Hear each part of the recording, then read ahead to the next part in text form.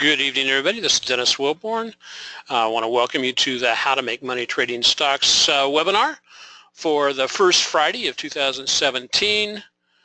This is a re-recording of the session we did earlier. We do have market close information available now. Unfortunately, Michael Bishop, who was with us on the first edition at 11 o'clock Pacific time before the market closed, won't be with us because he is in Switzerland, Zurich, Switzerland, and he's probably in bed by about this time that I'm recording this.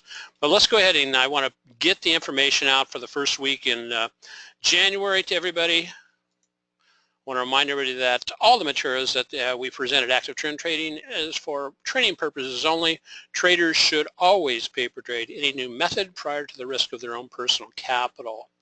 And Michael is a trader and a independent investment advisor in Switzerland. And there's his disclaimer. There's a little bit about who I am. It's kind of interesting as we talk and look at the market. For the first week of January, it appears that the rally that started after the election in November is continued on with all the indexes pushing up to new highs today, except for the tracking indexes that we track, which is the NASDAQ, the SPDR, the S&P, and the Russell. The Russell lagged the other two indexes today. We'll be taking a look at the chart here shortly to see if that's a warning sign of things that possibly could come over the next couple of weeks. And this is a little bit about me. Basically, if you're just tuning in or seeing this video for the recording of this webinar for the first time, give you a little bit of my background. I work very closely with Mike Traeger. He lives in Dallas, Texas. He's my research colleague. And we've been working together now since about 2006. And so one of the things we really highlight and emphasize at Active Trend Trading is the concept of training. We provide a weekly training on Wednesday evenings for our premium members. And this past week we did an excellent training on seasonality.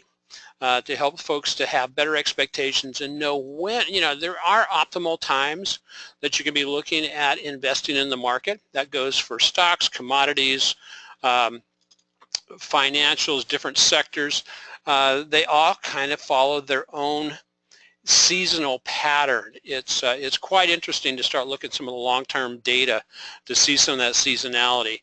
And we actually conducted the training, and then I posted that training. Although it's premium training, I thought the information was so important, I wanted everybody to be able to see that, and so it's posted at various places around the internet, our YouTube channel, Market Tech Talk, it's on the Active Trend Trading Facebook page, and then of course back on the website, but it's in the area of the website where the public can access it. This coming week, we're going to talk about pulling together our strategic plan for 2017. And again, here's E.G. writes from October last year, the training has made him, I don't know, 500% is the right number, but a much better trader. So let's take a look. What's going on in the market? Well, it appears for the first week of the market, definitely the January effect was in effect. There's a correlation of approximately 86% that if the first week of the year the market is up, 86% of the time the market closes the year also up. Now the reality is it does not go up in a straight line. And so what we, and I think you'll find it very interesting when you talk, if you do check out that seasonality video, that typically there's a January effect, and then things kind of slack off for a couple of months. And we'll show a chart here in a little bit to talk about that. But S&P today did push up to a new high, but I've got a big question mark about, is it running out of gas? Is it ready for a pullback? It had a big run since the first part of November, and then kicked it into gear after the election, and then rallied for about 6 weeks in what everybody's calling the Trump rally. And then the NASDAQ really pushed up strong today, pushing above the 5,000 level. And the Russell 2000 is where the weakness is creeping in. if you will. Let's see, I'm going to get my drawing tools because you never know when we're going to need to draw something. So outside influences that could impact us over the next week and going into the rest of the month of January, looking forward into the first quarter of 2017.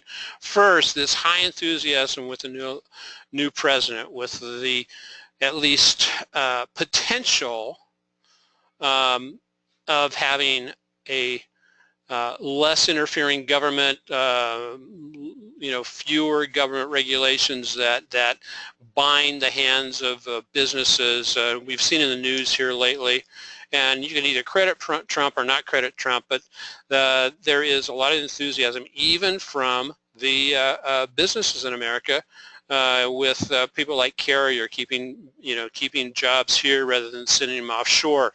People like GM, who's going to develop a new plant up in the Detroit area. Even Toyota may be getting into the act, where a $1 billion plus factory they were going to be making south of the border may in fact be kept in the United States. And so those kind of things, are evidence of optimism and enthusiasm about what's going to be happening going forward.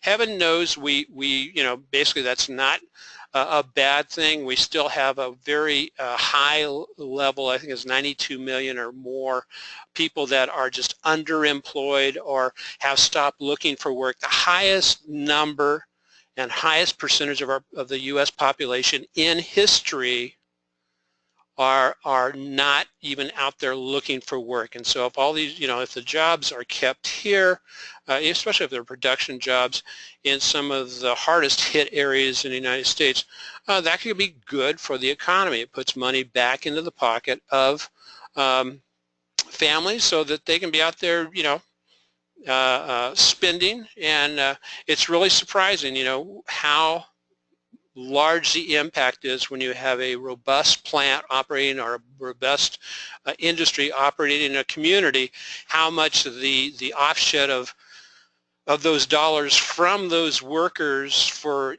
support, for materials, for the people who even work at Starbucks, because they can now afford to go back and get one of those Starbucks Delicioso Frappuccinos, or is that Crappuccinos? I don't know. I drink my coffee black because I don't want those coffee beans to die in vain by putting all that other junk in your coffee, but I'm off topic. So earnings are around the corner.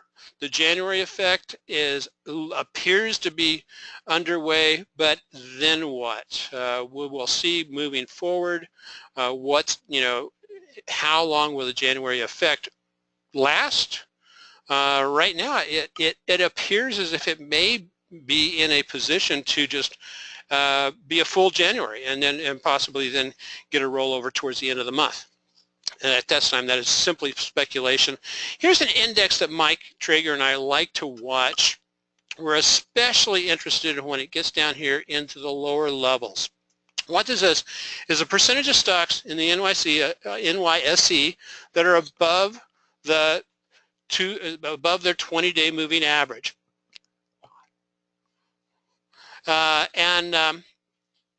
As we can see, the bar chart here is the spiders, the SPY, standing in for the SPX.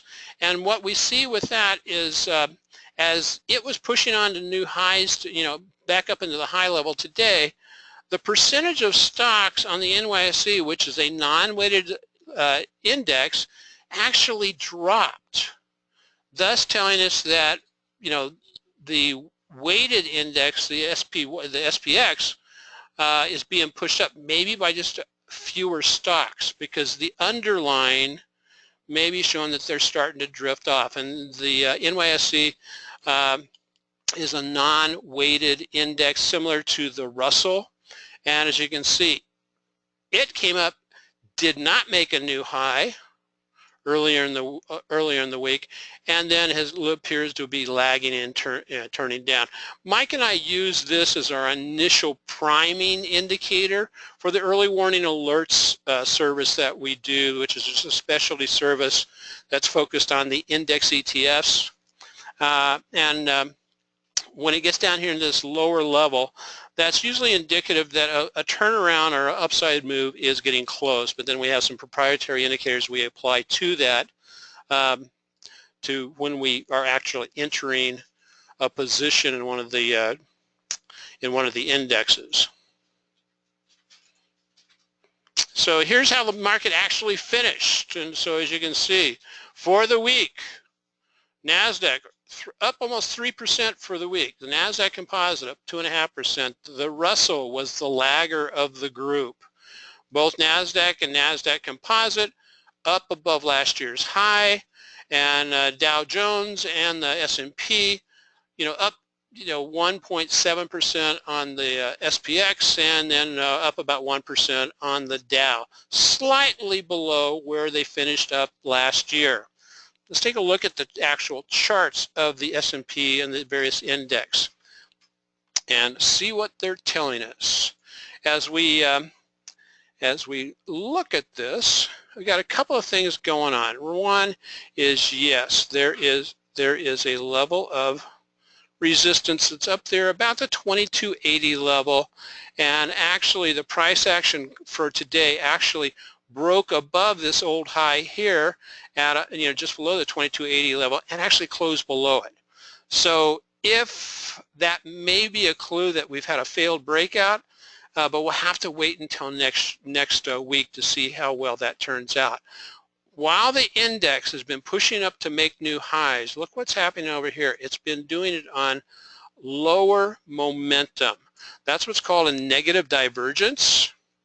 And the other thing that we have going on, and if we'll take a look at this on the weekly chart, yes, we pushed up to make new highs. We have negative divergence in place on the TSI, which is a momentum indicator, and just kind of sideways movement on the momentum indicator on a weekly basis.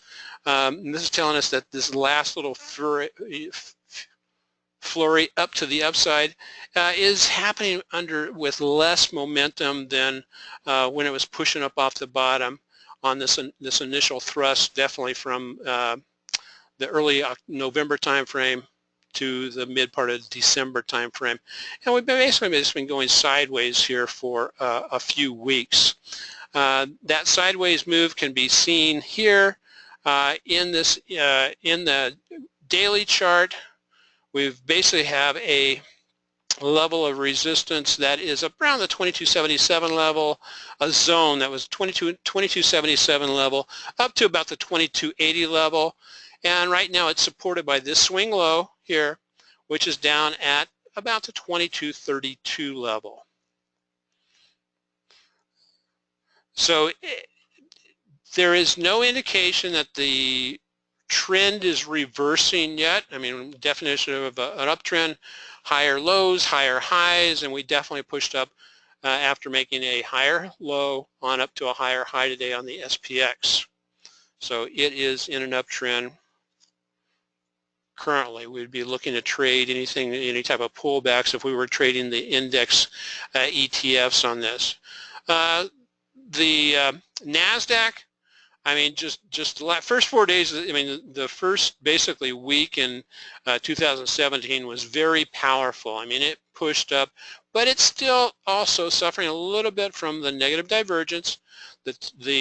The short-term momentum on the TSI and the weekly, daily momentum has not turned over yet. That would be an indicator. We'd be looking for a reversal candlestick up here and a rollover. So it's still pointing up.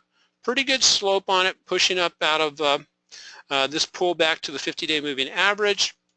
Similar thing on the NASDAQ that I'm paying attention to is this area here. As you can see, that as we are pushing up to make new highs here, the indicators, the momentum indicators are not. And so while they are pushing up, they're still well below past highs. And so whenever the market is making a new high, but the momentum indicators are not making a new high, that is an indication that momentum is just not behind this move. Now, it doesn't mean it can't continue to push higher and higher and higher under a low momentum environment, but it does give us pause. It basically tells us now is not the time to get long the market. What we want to do is wait for a pullback into a support level and then buy that pullback. Secondly, as we see here, the momentum on a weekly basis is just kind of droning along here sideways, just above the zero line. Not a lot of vigor, to push it up higher. That could change very quickly. Kind of similar to what we had in April, from the April to June, July timeframe of 2015. As you can see, the momentum just kind of droned along until finally it broke to the downside. We talk a little bit about the January effect, and what we found is that basically the first part from November, December into January, the market has a tendency, as backed by data going back many years, to tend to go up. However, when that runs out of gas, typically, and part of that is because the institutions do a lot of tax selling towards the end of the year, and then right at the very beginning of the year, people are looking for stocks at a bargain. And so they jump in at what they believe is a bargain in the particular stocks. That helps drive the market further up. A very interesting study, this concept of seasonality. Let's take a real look at the composite, NASDAQ composite. The NASDAQ 100 basically covers only the tech type stocks. The NASDAQ composite also rolls in some of the financials. And as you can see, similar type action on the composite as we see, but again, the oscillators are telling us that the push up right now is being done with waning momentum. But what we want to look at price action, and all the information down here is secondary, just giving us clues of what's going on. I'll throw up the NYA, which is NYSE, and as you can see, it pushed up close to new highs. It actually made a little bit of a new high this week, but then has just basically stopped. The negative divergence is very evident on this particular chart on the daily basis, and it's also evident here on the weekly chart. Even though this is a new high close, and but it didn't get above the all-time high, which is up here at the let's see, which is up here at the 11,254 level. It did not. It may have gotten just slightly above that. Yeah, just slightly above that. I got about 10 points above that this week, but then pulled back within it. So that works as a good level of overhead resistance on the NYSE, and we'll see if we pull back down. Another thing, whenever you get an extension where it's pushed away from the moving averages, think of it, if prices get too far away from it, there's always there will be a tendency over time to pull back to the mean.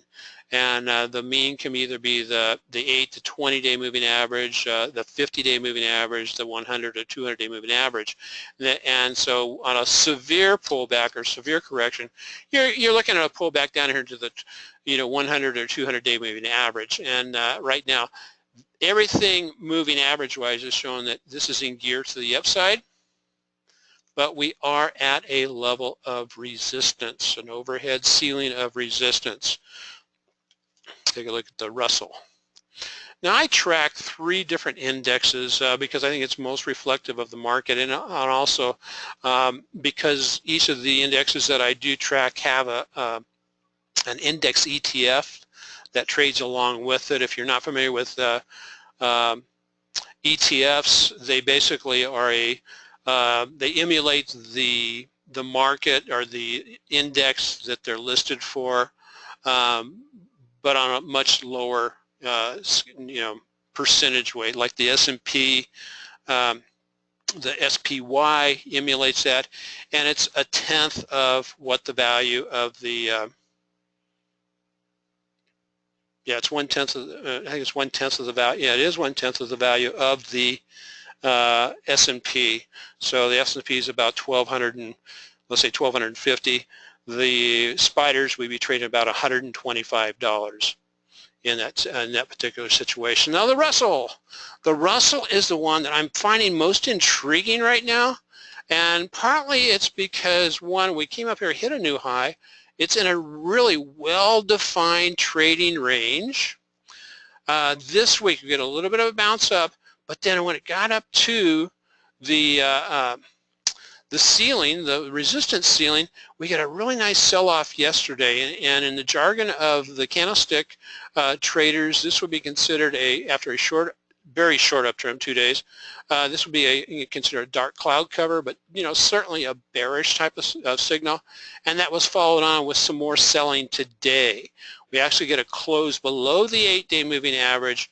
We have the momentum definitely melting away on all of on all time frames, and here's where that this is a very good example of what they call negative divergence, where it comes up, makes a peak here, momentum and TSI makes a new high, but then as it pushed up this newer high, as you can see, it was pushing back up, but then it peaked, and then did a little quicker rollover, came back up and retested, and it was lower again, here, and that's a good indication of what they call negative divergence. What we haven't seen on the weekly chart that gives me at least some, it flavors my thinking of what the market's going to do, is after this big red candle 4 weeks ago, we get 1, 2, 3 candles that came up and tested this, and these long wicks on these candles, that reflects and tells us this is where selling came in.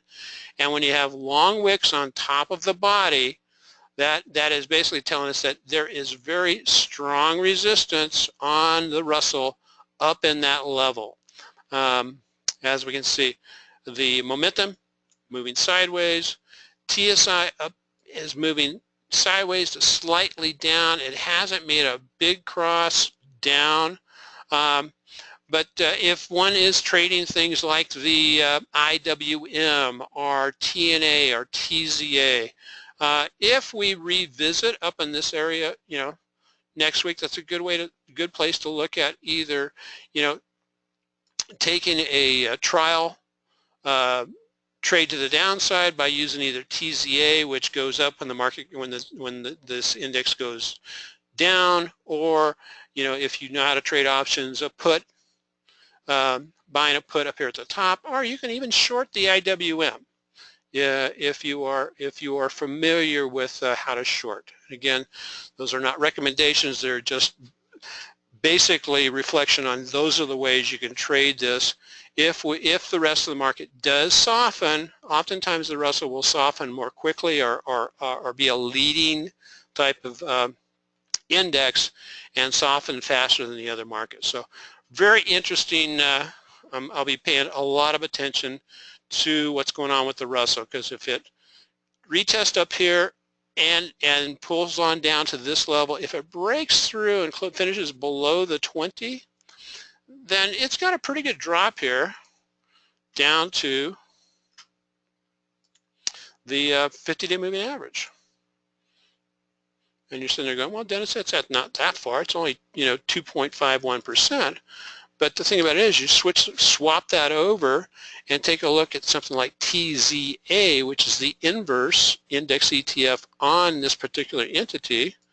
And if it moves back up approximately to the 50-day moving average, well, for it, that would be about a 12% move. And with these particular 3-time leveraged ETFs, index ETFs, those moves can happen very quickly. And as you can see, this has been moving within a channel that's about a little bit over 8% wide, 7 to 8% wide, while we go back to the Russell. Excuse me. We go back to the Russell, and this channel it's been working in is, about 2.6%. So it equivalates the leveraged ETFs, they equivalent 3 times the daily move of the underlying entity. And then they rebalance them at the end of every day. And so it's not the leveraged index ETFs are not something I trade and buy into and hold for a long time, but they can provide those 1, 2, 3 month swing trades that can work out very nicely for you. Okay, let's get back over here. So path of least resistance. Oh boy, we have to remember that on the S&P, the NASDAQ, they have pushed out to new highs, and so in reality, from past price action, there is no overhead resistance. So you would anticipate the price action to continue moving up. The Russell, it appears like the path of least resistance, at least right now, until I can break out of the top or break out of the bottom of that trading challenge, is sideways. Some people are more glum. I know my Mike Traeger from Dallas, his long-term projection, I'm talking about not necessarily within the next 2 or 3, 4 months, but longer term, out a year, 2 years from now, is just he's expecting a big, a larger correction to take place because of the overvalued nature of the indexes as we speak. And so for me, I'm looking at I cannot discount that we are in an uptrend, and so the uptrends will continue until they stop. And so how do you trade an uptrend if you're a trader, a swing trader type person, or even if you're adding 2 positions? Wait for the pullback into the moving averages and then add to your position or get into an initial position and then ride it from there. That is the most opportune and it's also the most scary time to get into a position. So I mentioned something here. I'm going to go back really quickly. I mentioned that the NASDAQ and the S&P is above the into new highs. And so when that happens, what I do is I utilize what's called the Fibonacci retracement to get some kind of a flavor for how much higher might it go. And there's a tendency that and I'll go and lay in a fib retracement on us, and I basically to do this, you just trace from the past swing high to the most recent swing low. And there we go. And there is a tendency for, if you have nothing, no past price action above the current, where the prices are currently operating, there's a tendency for things to either slow down or reverse. And either the targets to the upside are 123.6 extension and the 1618. Those are the 2 strong ones. There's one more above that, which is the 2618, and but there's a tendency for things to slow down around those areas.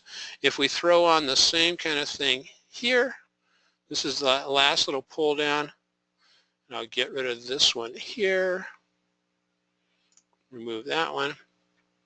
And as you can see, with this last move up from here to here, it pushed on up well past the 2618, but that did work as a level of support for bounces, broke down, broke back above it. And so those Fibonacci retracements are a tool to utilize to see, to just give you some idea of, okay, here's where things are potentially going to slow down. It's a lot like taking a look at seasonality. It's not absolute 100% cut in stone, but it shows a tendency.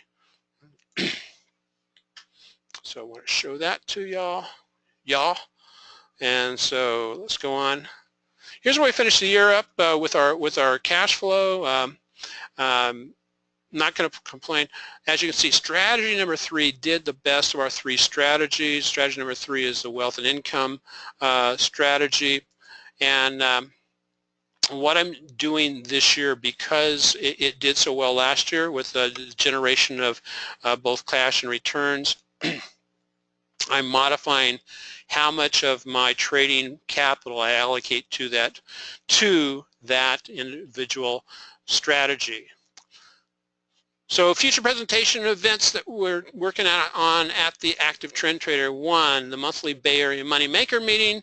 For January, we'll have 2 webinars. The first webinar will be talking about the IBD 50 for the first IBD 50 list for 2016. It did it again. Great returns. If somebody would have focused just on those 50 stocks and trading the right stocks out of that list, they would have done exceptionally well for 2016. And then we'll be talking a little bit about strategic planning for 2017. Strategic planning for the active trend traders is coming Wednesday evening. And the new training videos. I'll be working this weekend. We have updated the strategy 3, which is the wealth and income. That has been updated. It's on the website. I've shared that out, various areas across the internet. We've also been, one of the things that Mike and I worked on most of the month of December is to go back and optimize the early warning alerts service, and so that's refinements to early warning alert services to account for those straight off the bottom moves we had in 2016. So those have been all implemented going into 2017. And I'm just prepping. I'm looking forward to just explosive growth in 2017 with the optimization we've made across the system, because some of the things we learned when we were going back through and redoing the back testing, because the company that we are, the application that we get the better that we get our back testing data from, they updated their systems and they were able to provide us better data to do our back testing. And so when we went back through, it basically gave us some additional potential dates for entries on the early warnings alerts, and so we were really pleased with having refined data to do that back testing. And we also put 3 more years in the back testing, taking it all the way from 2002 through the end of 2016. Active trend trading enhancements, revised trader report, we're putting that out on Monday now, and then the live, I just sent out an email to a lot of people. I am doing live Facebook market updates and trading tech tips. And so if you're interested in that, you can just follow a link to the Active Trend Trading Facebook page.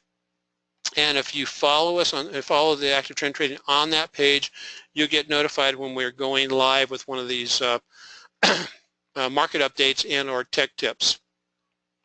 We'll be doing about 2 to 3 of those per week, and we also highlight some of the things we're trading in that particular venue.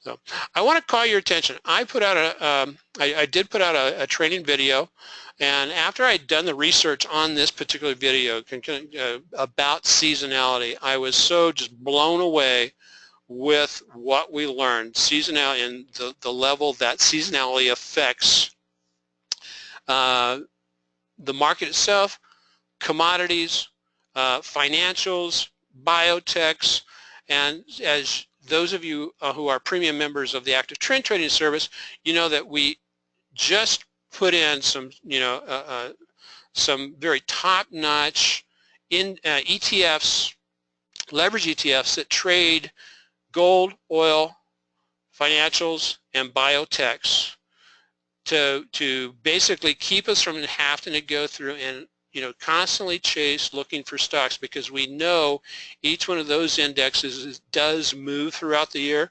And the thing that's great about it, they follow a level of seasonality. I learned this last year when we were doing a seasonality trade with gold. That seasonality with gold was that it kind of hits a low around the May, June, July time frame, and then has a tendency there, after that time frame, to run up significantly. We took advantage of that last year and got into a trade towards the midsection of June, and then traded that up for the next 7 or 8 weeks, and it was an option trade. Got out with a with around 100% gain on the trade, and we're going, okay, this is good stuff. And so that's what piqued my interest. And seasonality reflects across various areas.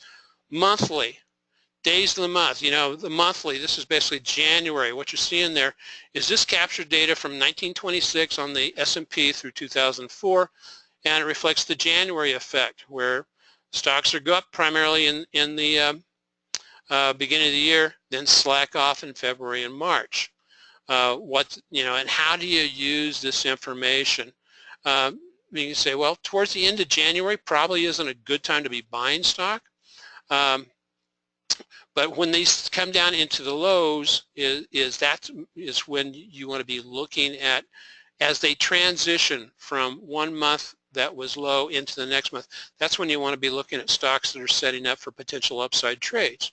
And this is not a timing indicator, but it's basically just a market bias indicator.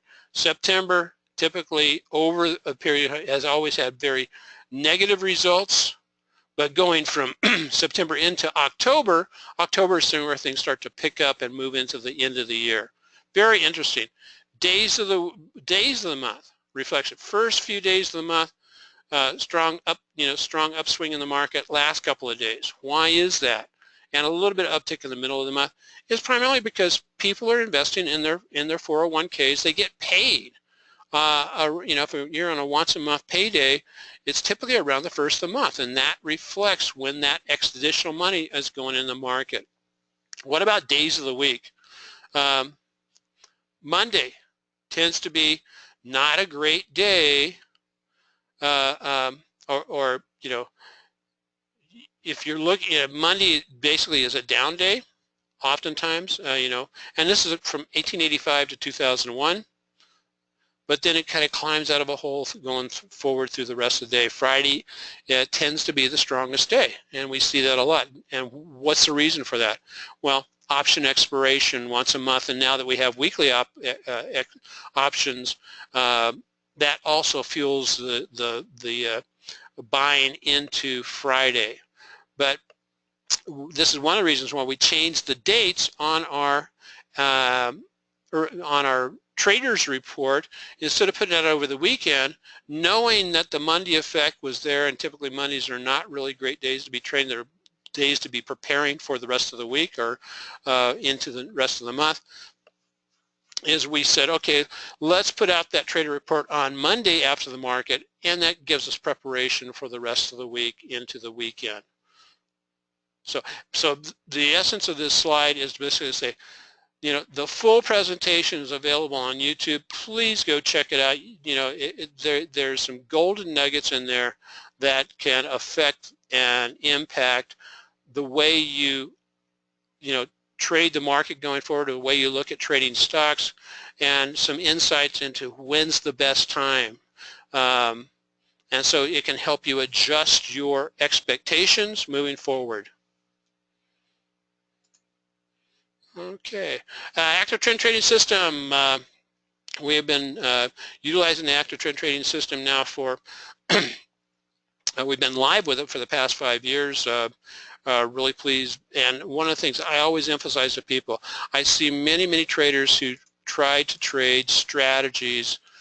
They want to trade a stock. They just want to go out and buy a stock or sell a stock. And they have no foundation underneath propping up the strategies, and therefore when the strategy runs into trouble, they don't have the rules of the trading system that will get them out. They don't have an insurance policy, and so they just let the strategy I remember when I first started trading options like 20 plus years ago. I didn't have the active trend trading system at the time, so I would be a deer in the headlights. I was buying the improper kind of options. I was letting them expire worthless, and but now that I have the strong system below me, that doesn't happen anymore. And so a lot of people try to learn the strategy, and then, but then without the foundation of the trading system, oftentimes can lead to trouble.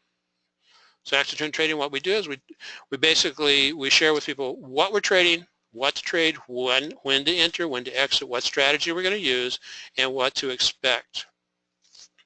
So here's just a highlight on strategy number 3 from last year. We had the spider trade from the beginning of January last year was up 34%. The Tesla 1 trade that we did, we held this for about a year. And this is where we're buying a long position, a long leaps position, and then we sell weekly options against that. So it was up 100%. The Tesla 2 trade, which is what we bought as a replacement, partly getting ready to replace Tesla 1, we bought that in June of last year, and it was up 52. So the overall return on the strategy number 3 was 60% for the year. So last year we dedicated 20% of our trading capital to strategy number 3.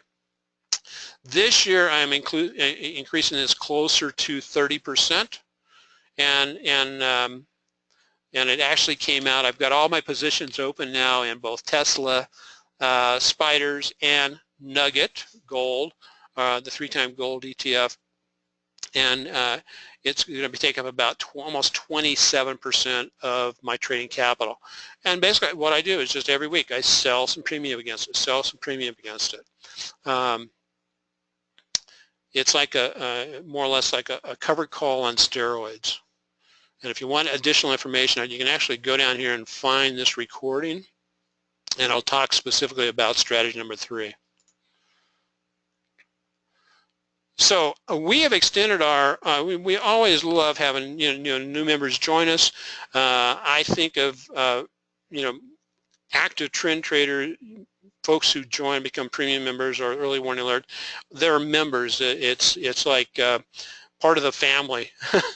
I'm an engineer, and so I don't do a lot of marketing and all that type of stuff. I don't, and I keep, I want to basically just provide people a learning opportunity so that they don't have to go through the same thing I went through when I was learning how to trade, when I was having to also work 10 to 12 hours a day, 5 to 6, 7 days a week sometimes, but still I had that burning desire to learn how to trade. And so if we at the active trend trading is going to kind of smooth that road out for people, that so much the better. That's what we want to be about. So, okay, well, that's it for the re-recording. I want to say, welcome to 2017. I'm looking forward to being a season of explosive growth, and keep growing the egg. It's absolutely critical, so trade wisely, trade profitably, and have a wonderful weekend. God bless everybody.